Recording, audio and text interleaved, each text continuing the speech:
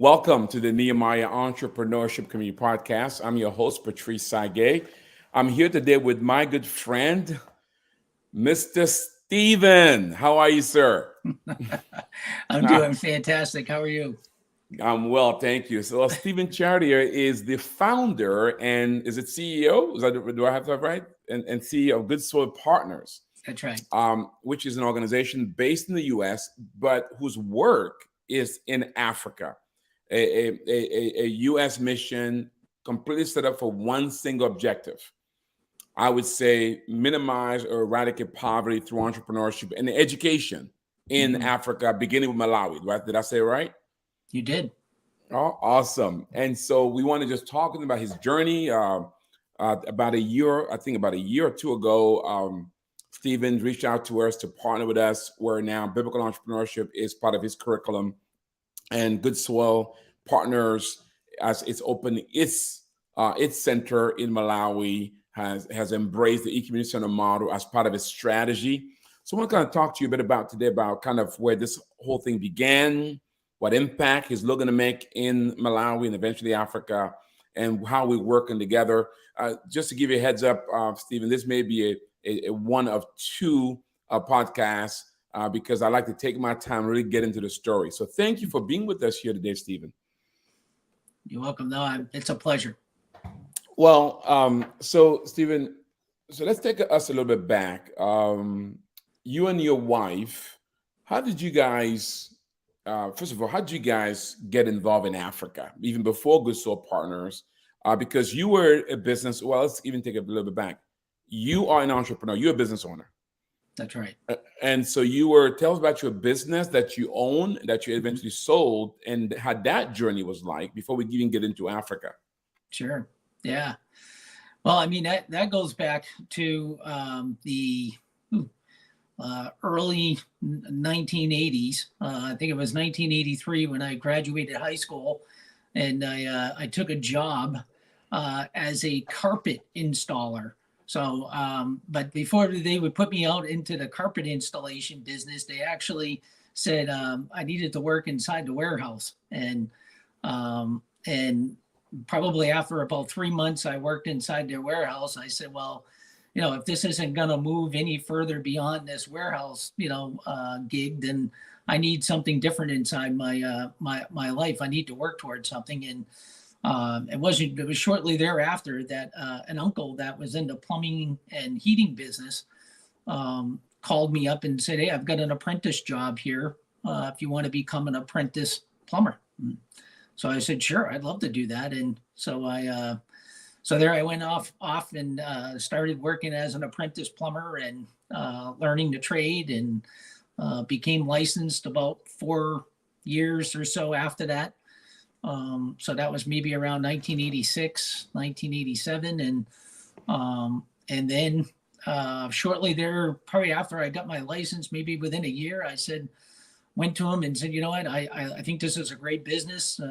But I've got a vision for maybe a different type of business. And I had a couple of brothers that felt the same way. And so off we went into our entrepreneurial journey. And so without any money, without any vehicles, without any tools, other than a couple of tools that we owned ourselves, we jumped into business. And wow.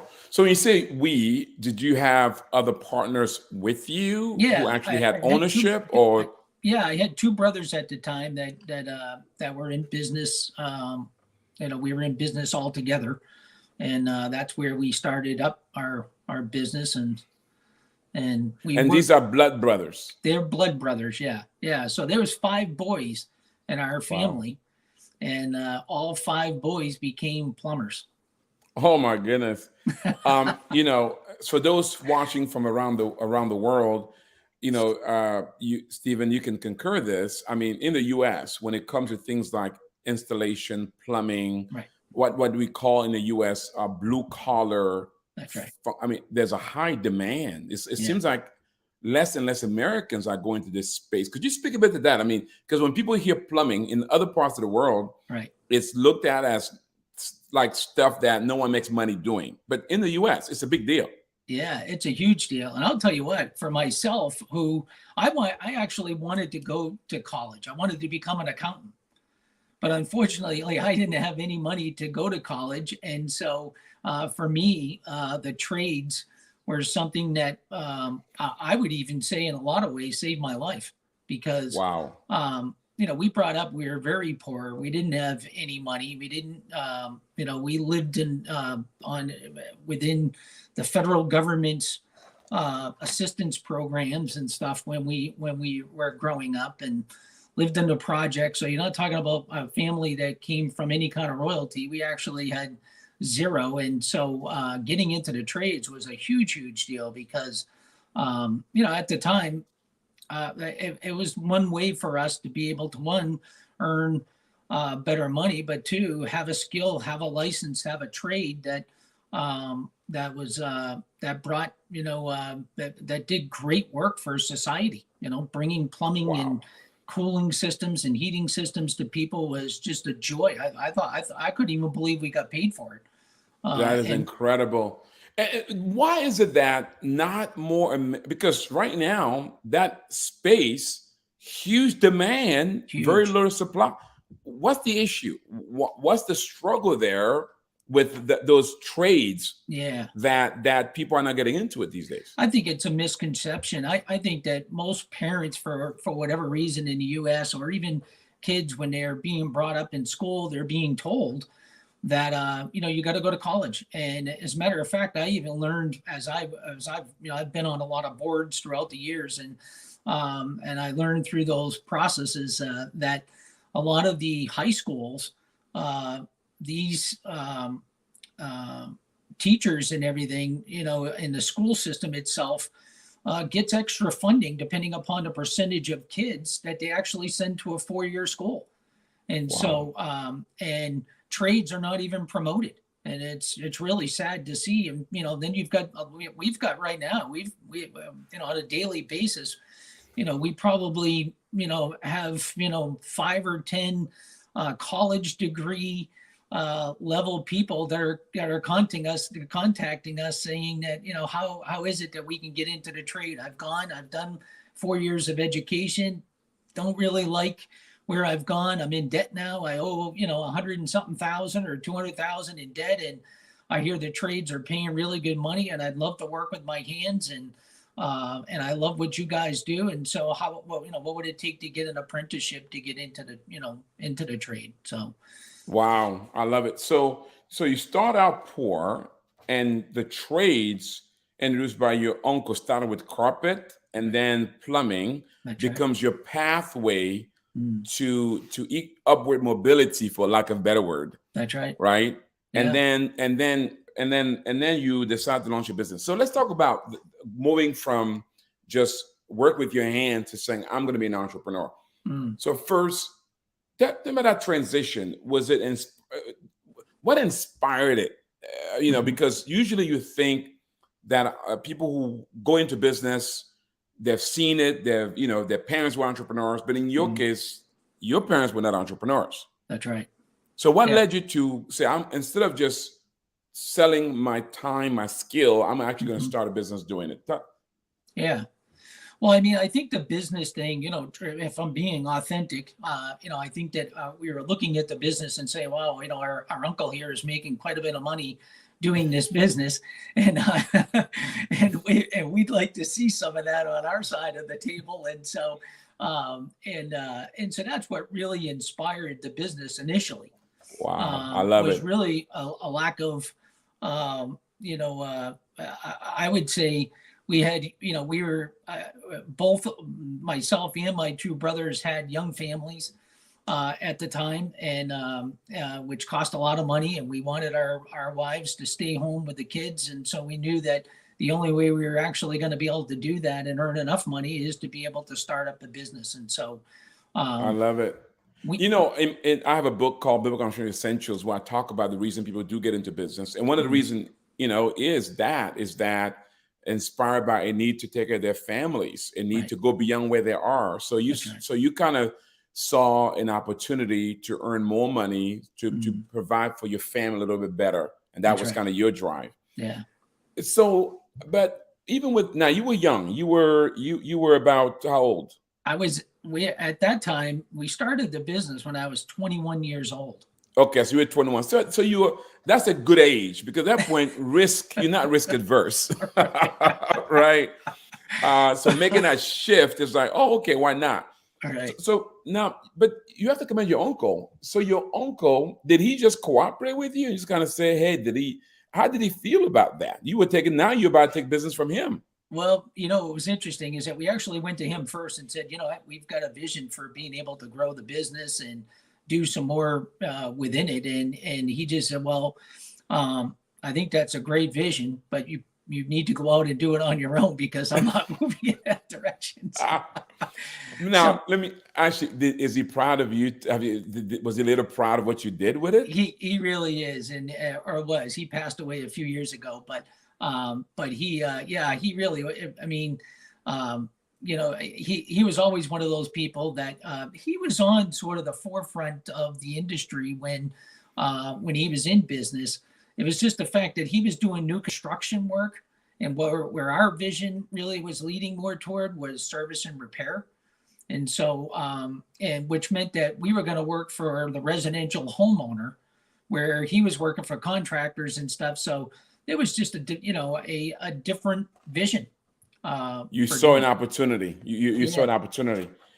I'm talking to Steven Chartier, the CEO and founder of Good Soil Partners, an entrepreneur, an investor, and also a philanthropist in a sense, who began his entrepreneur's journey. He grew up poor, began his entrepreneur's journey. He began his vocational journey in the trades, and later on saw an opportunity to start his own business and went on to build a very successful business. So you launched the business. Let's talk about that phase. Again, if you want to know more about Good Soil Partners, team, put a website there. Go to goodsoilpartners.org, goodsoilpartners.org to learn more about Stephen and his work in entrepreneurship education in Africa. So you launched your business with your brothers. So tell us about that journey because you became very successful. Tell about the journey and what led to your success. Sure. Well, when we started, we really started back going and doing new construction work because we didn't really know the service and repair business all that well, and so we knew that it was something that was attractive just because you were working for homeowners, but we really didn't understand it very well. So we went into the contracting business, and within a few short years, we realized that wow.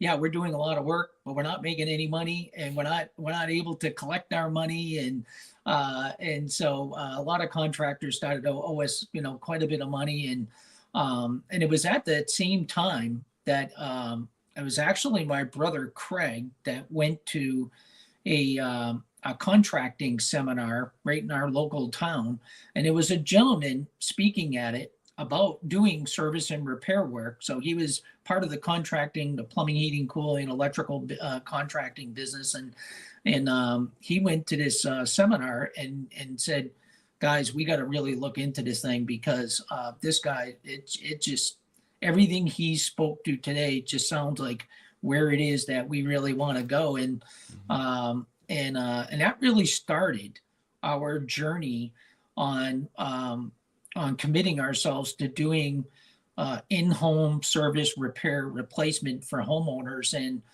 really understanding how to serve customers better, and but also the whole financial piece. I mean, at that point in time, we were running checkbook financials, right? and that was about it. And so we needed to learn a whole new level of marketing and finance and operations, and it was just a whole other different beast for us to really learn. But we joined a group at the time. It was called Contractors 2000, which was a best practice group. Started to go out to some of their meetings and learning really about what are the best practices within this industry of doing service and repair replacement. And actually, we're still members of that organization today. So that was 25 plus years ago.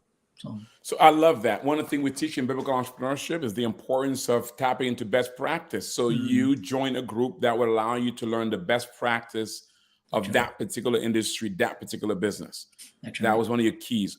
What else? What were some of the keys to your success besides joining this group and applying what they were teaching you?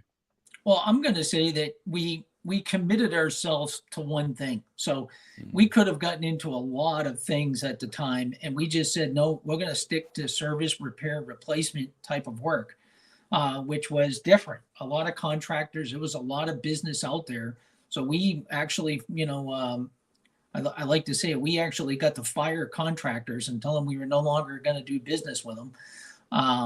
We were used to getting that on the other side of the fence, so it was nice to be able to do it every now and then. And but basically, we said for homeowners, we're going to commit to you and we're going to serve you. And at the time, matter of fact, if you go via Patrice, you'll appreciate this. At the time, there were answering machines, right?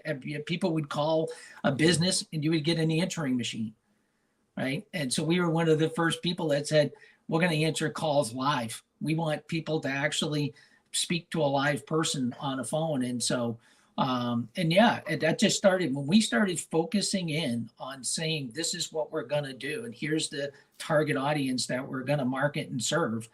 Our business started thriving. And we did the things that others did not want to do, which meant we served customers after hours. We served them all the way up until like 10 o'clock at night.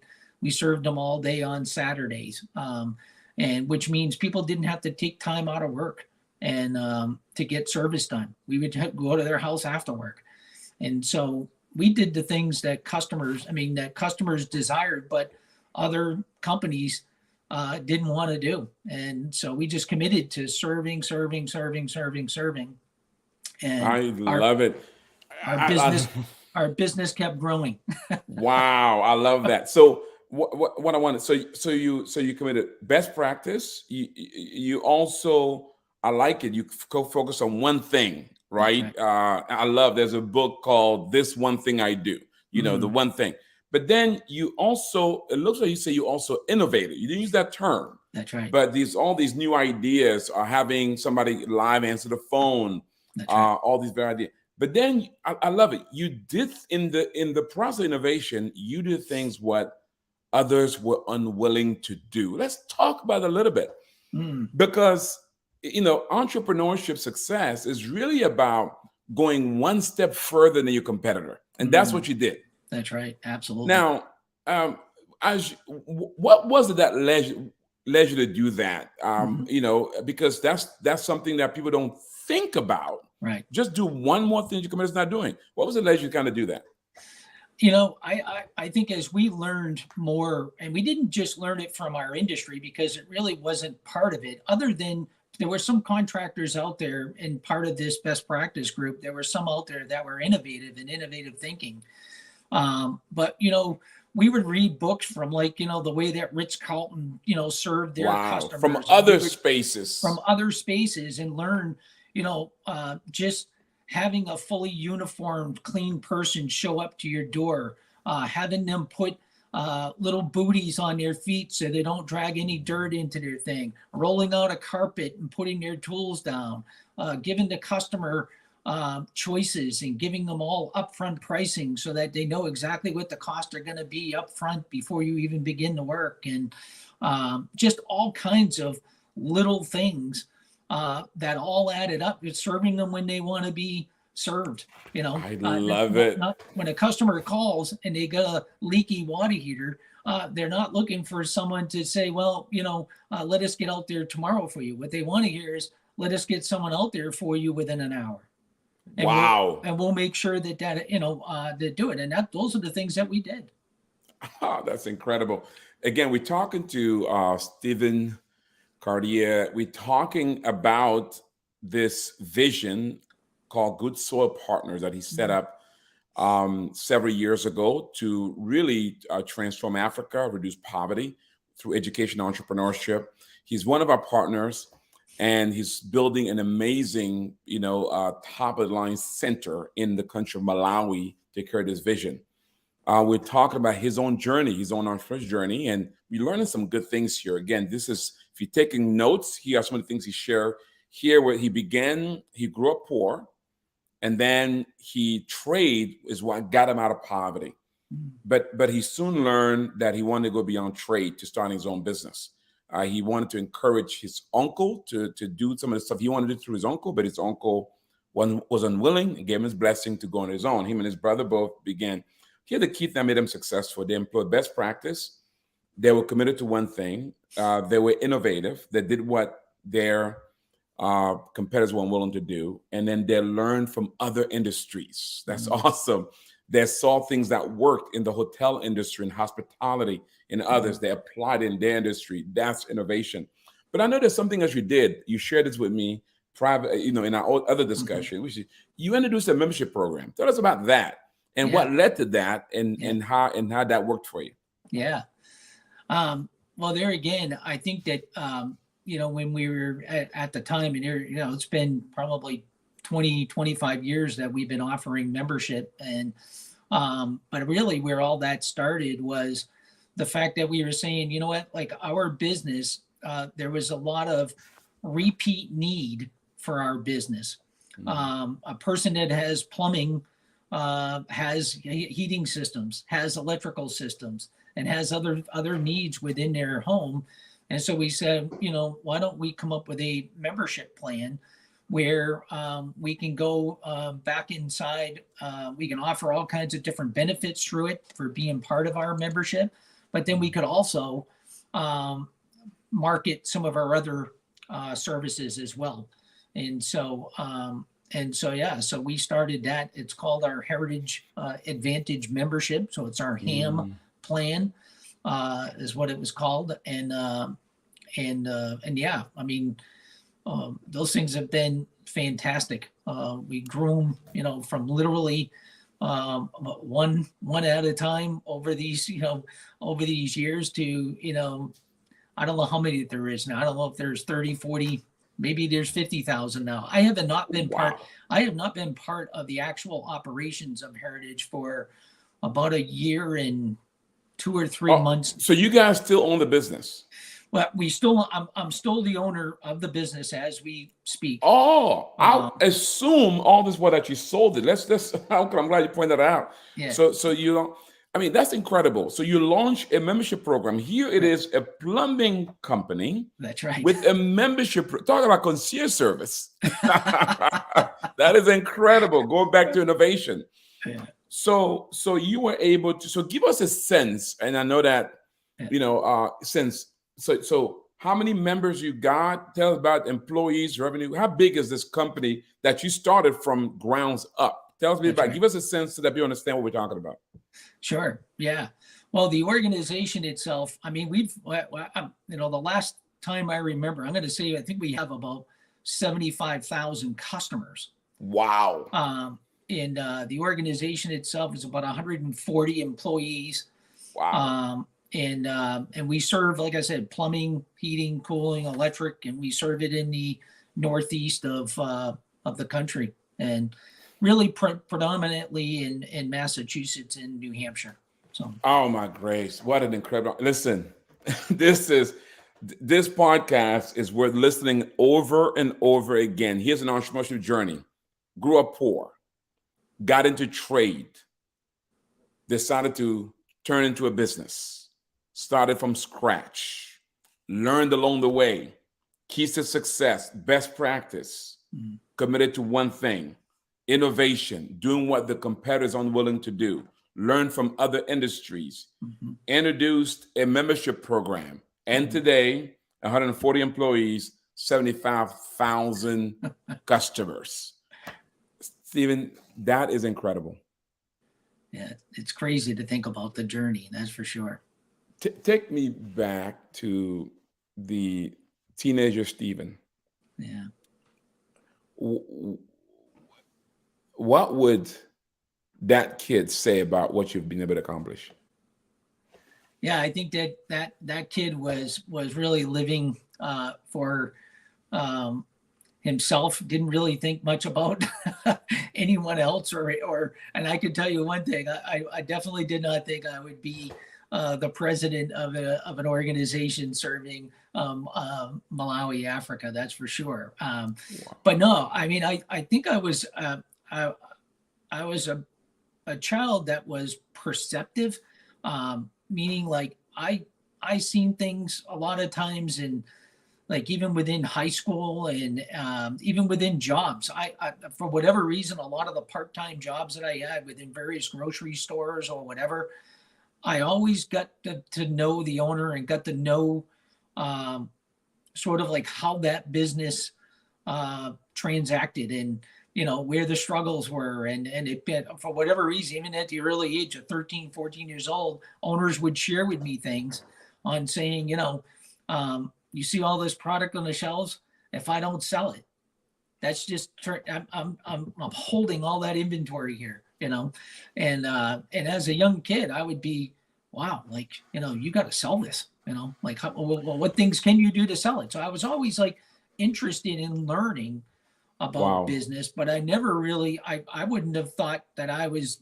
even smart enough, wise enough, anything to be able to operate a business, and especially the one that, we were able to grow over the years. So I love it. And then your brother and you are still partners today? we are, yes. That's incredible. Yeah. So much to talk to you. Listen, I got a few more questions for you, but we're gonna have to do a part 2 to get into Good Soil Partners. But real quick, let's talk about the partnership. Partnership aren't easy, especially with family members. What's been the key to you guys remaining partners all these years?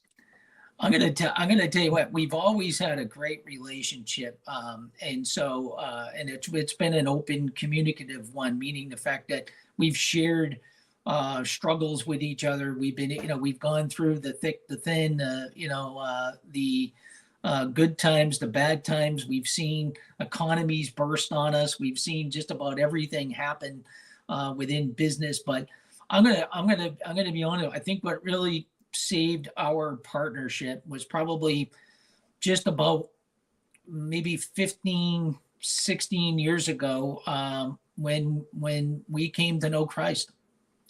I think that shifted our whole entire business.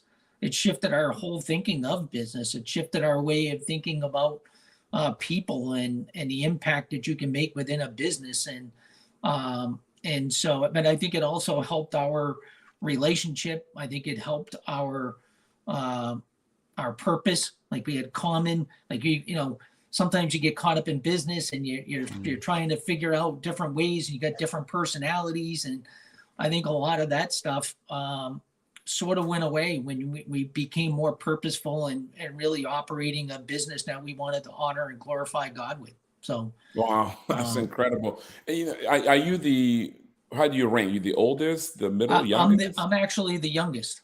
You're the youngest. Yes.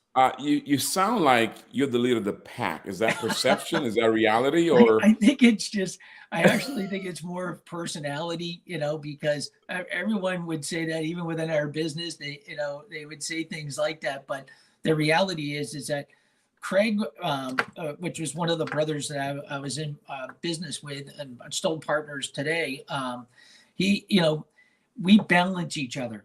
I'm more that person that sees a vision, that sees a thing and wants to go after it and says, hey, let's go team, and let's go make this thing happen. And he was really more of one that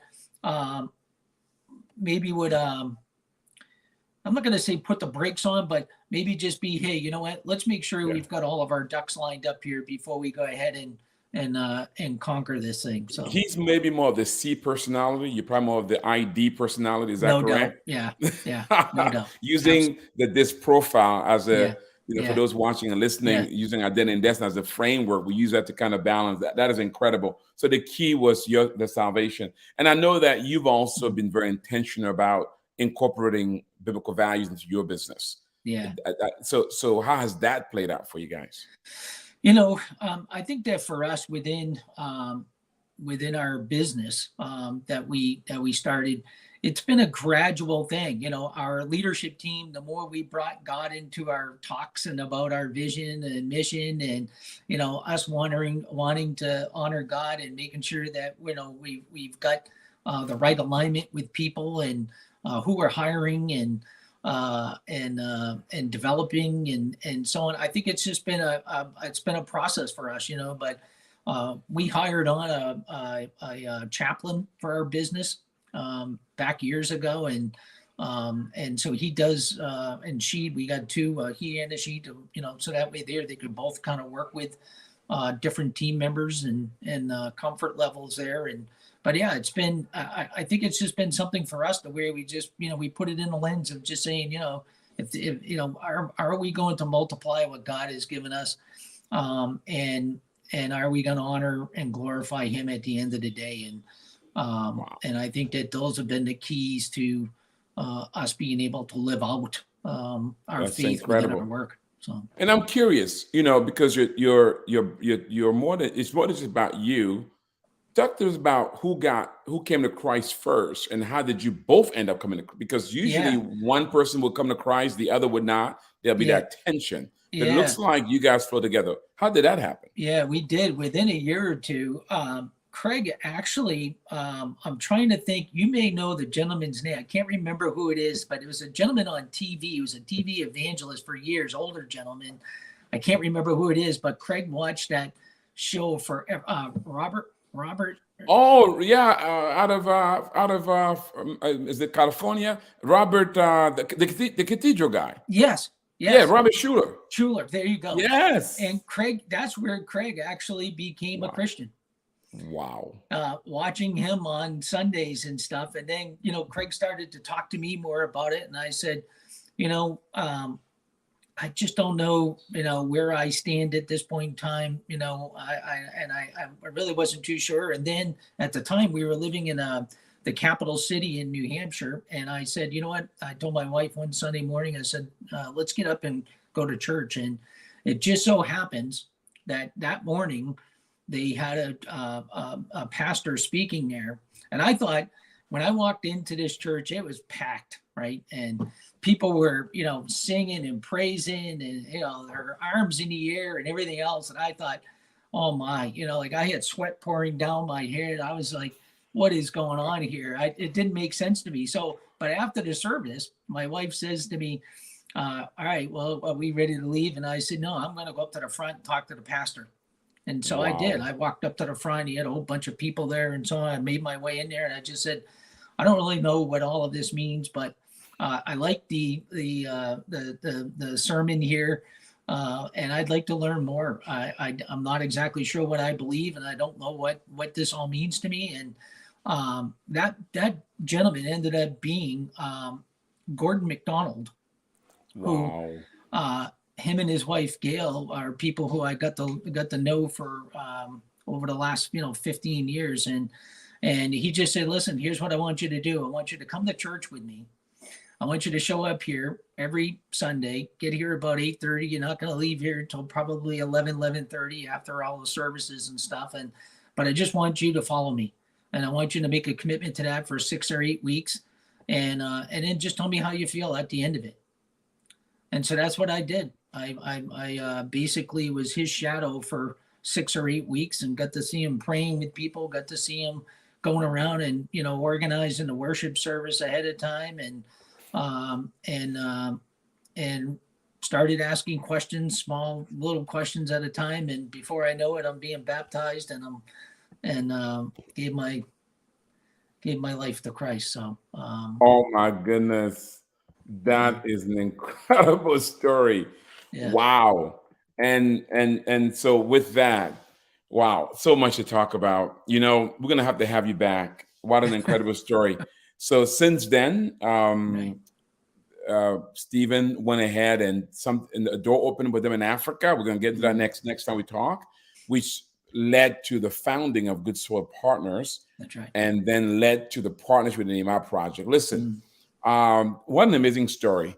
From truly a rag to riches story, a true entrepreneurship story. He begins in 1983 in the carpet trade and then to plumbing. And, at that point, he in a poor family. And then he decided to go into business. And then he with his brothers and he applies best practice. He focused on one thing. He's innovative. He focused on doing what his competitors are unwilling to do. He learns from other industries that are non-trade industries. He launched a membership program, and they grew this business to 140 employees today, 74 members. That is incredible. What a story. Listen, if you want to know more about Steven, particularly about his organization, Good Soul Partners. By the way, what if they want to know about the plumbing company? What did it? Do you have a website for that? If they want to know about, they might say, "Wait a minute, Patrice, you talked about this company that we want to know more about. It's Where called, do they go?" yeah, the name of the business is called it's called Heritage Home Service. So Awesome. Heritage Home Service, and the website is just callheritage.com. Awesome. I love it. And it's more than plumbing today, right? You provide all kinds of services. Yeah, we provide all kinds of home service. Yeah. Awesome. So if you want to know more about his company, go to Heritage Home Services. You say justheritage.com. Justcallheritage.com. Justcallheritage.com. And then you'll learn more about that company. But listen, stay tuned. Next time, we're going to bring Steven back because we're going to talk about how he goes from here to Africa and eventually to launching Good Soul Partners and eventually to partner with the Nima Project. Steven, please don't leave yet because I do want you to give a word of advice to our listeners and viewers. Listen, I hope you've enjoyed our podcast. If you have, I want you to do one thing for me. I want you to share it. Share with your friends. Share with your family. Put in your social media. Listen, if you know somebody who can use inspiration about a young man who starts out poor, having no idea what destiny has in hold for him, and goes on from starting in a blue collar space trade, not a 4-year education, just using trade as a baseline to building skills and launching a business that today has not only creating jobs, but has given him the economic engine to launch, to be a philanthropist, essentially a marketplace missionary. Now he's investing in Africa, in other parts, trying to help others have the same opportunities that he's had himself. So you want to send him this podcast to be inspired by it. Also, what's neat about this is that it's his journey, how he came to Christ and the difference Christ ended up making in his partnership with his brother and his business as well. So please share that with others. If you want to know more about Good Heritage, about the company, go to justcallheritage.com. That's the business that Steven and his brother was able to build. If you want to know more about Good Soul Partners, go to the Good Soul Partner website, which is right there, goodsoulpartners.org. That's the mission that they're doing, which is the beneficiary of the success they've had as entrepreneurs. With that, if you want to know more about the Nehemiah Project, how we can come alongside you with training, coaching, access to capital, visit our website, nehemiahequimity.com. nehemiahequimity.com. There you learn about our training program, biblical entrepreneurship, identity and destiny, serve with love and others. Also, you can learn about our coaching program, how we can come alongside you through group coaching, video coaching, or if you need access to financing to grow your business, you can also connect with us where we have Kingdom Capital to help entrepreneurs to grow their businesses from a kingdom perspective, or just become a member of the community.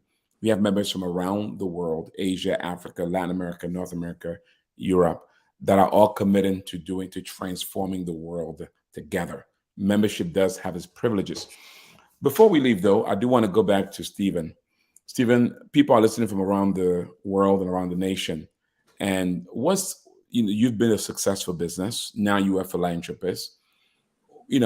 Right now we're facing the war in Ukraine. We're facing increased inflation. We're not out of COVID yet.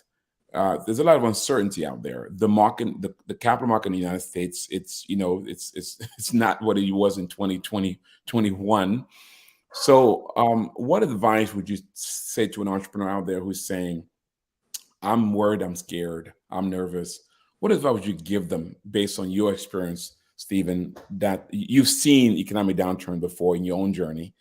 So you know that this too does come to pass. But what advice would you give them as they navigate their way through this current challenge?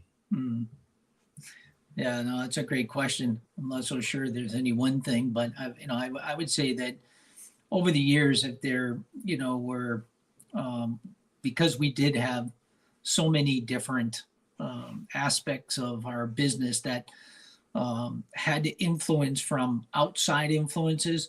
We just learned to stay focused on the things that we could. So I would say stay focused on the things that you can control, and the things that you can't, let them go. And, make adjustments often, but stay focused and focus on the things that you're in control of every day. Sometimes people worry so much about the things that are outside their control, they don't actually focus on the things that are inside of them. So that they can actually do. And that's one of the things that we continuously did. We actually grew through the pandemic. I think 25% in 2020 during the pandemic. And so when other companies sort of said, oh, we should cut back on all of our marketing and we should cut back here and do this, we actually doubled down and did more marketing. And so for us, I think that it was more of that type of thing where we just stayed focused on the things that we could control. And that's what we did. And that's what we've done over the years to work through all of these various ups and downs within business as a whole. So I love it. What an amazing story. Again, Steven Chartier, the founder and CEO of Good Soil Partners, which is his second rodeo, this time an effort of philanthropy to take his business skills and experience and the resource God has blessed him with to help others along the journey of entrepreneurship and education. Listen, tune in next time because we're going to have Steven back to look at part 2 as we now talk about how he gets into Africa. We're also going to ask him about his wife because along this journey, I know that as entrepreneurs, staying married all this while is not easy. So we're going to ask him about how he managed that and how now together they've been able to launch the work in Africa. Listen, I hope you enjoyed our podcast. I want to leave you with this. May the Lord bless you. May the Lord enable you to steward those talents that are under your care and to steward them in such a way that one day you will hear one of those faithful words. Well done, good and faithful servant. You've been faithful over a few things. He'll not make it rule over much. God bless you. Steven, thank you again. Thank you for listening. Thank you for watching. Thank you.